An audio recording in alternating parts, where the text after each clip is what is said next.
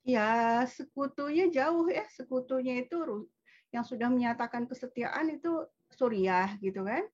Tapi Suriah juga tidak mungkin juga membantu karena sekarang Suriah juga sedang kerepotan menghadapi kelompok-kelompok jihadis yang masih ada, juga ada milisi bahkan militer Turki dan militer Amerika Serikat juga betul-betul menduduki beberapa bagian. Nah, kalau sekutu yang betul-betul misalnya mau akan membantu secara militer gitu ya memang tidak ada ya. Bahkan Cina pun saya pikir tidak akan melakukan hal itu. Tapi China pasti akan melakukan hal-hal yang membantu Rusia dari berbagai sisi, terutama ekonomi ya. Mungkin itu sih kalau masalah sekutu ya. Ya. Dan saya pikir kalau lihat dari pernyataan Putin, dia kan memang bukan ingin menguasai Ukraina kan. Ya, jadi bukan yang dia rencanakan itu bukan perang besar-besaran untuk menguasai sebuah negara, enggak, tapi berusaha mengalahkan kelompok-kelompok neonazi ini yang selama 8 tahun terakhir itu melakukan genosida di kawasan Ukraina Timur yang berbatasan dengan Rusia di itu ya, yang 2 republik baru berdiri itu. Nah, Bu Dina, tadi Anda menyinggung soal Turki. Bagaimana analisa Anda tentang posisi Turki dalam konflik ini? Kalau saya melihat kan di satu sisi Turki ini jualan drone ke Ukraina ya, kan sudah dipakai untuk menghajar beberapa kendaraan lapis baja Rusia.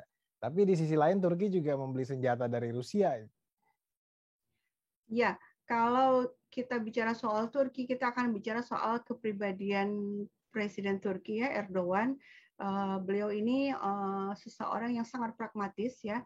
Dia bisa beraliansi dengan siapa saja dan bisa berubah-ubah dengan cepat gitu kan.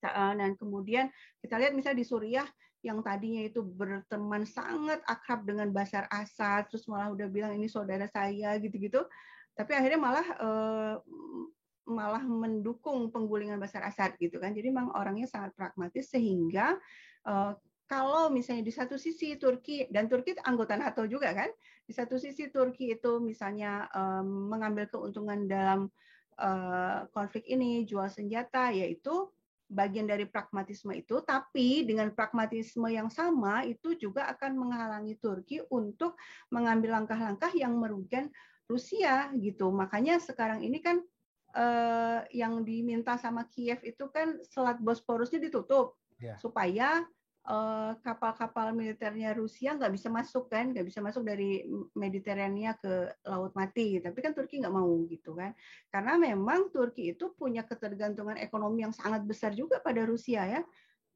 ketergantungan gas, kemudian turisme. Turis-turis Rusia itu sangat banyak datang ke Turki, dan salah satu, jadi bahkan turis terbanyak ya kalau saya nggak salah data ya, yang datang ke Turki, sehingga buat Turki Rusia itu sangat penting, kerjasama membangun hubungan baik dengan Rusia itu sangat penting.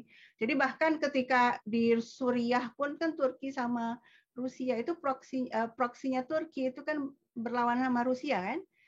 Tapi di tingkat elit, di tingkat Erdogan dengan Putin ya tetap mereka berusaha menjaga hubungan baik karena kepentingan ekonominya terlalu besar. Putin pun, Rusia pun juga punya kepentingan buat Turki dengan Turki ya, dengan masalah ekonomi dan juga Bosporus ini. Jadi saya pikir dari pihak Putin juga pastilah mengadakan pendekatan-pendekatan supaya Turki tetap membuka Selat Bosporusnya. Terima kasih sudah nonton. Jangan lupa like, subscribe, dan share ya.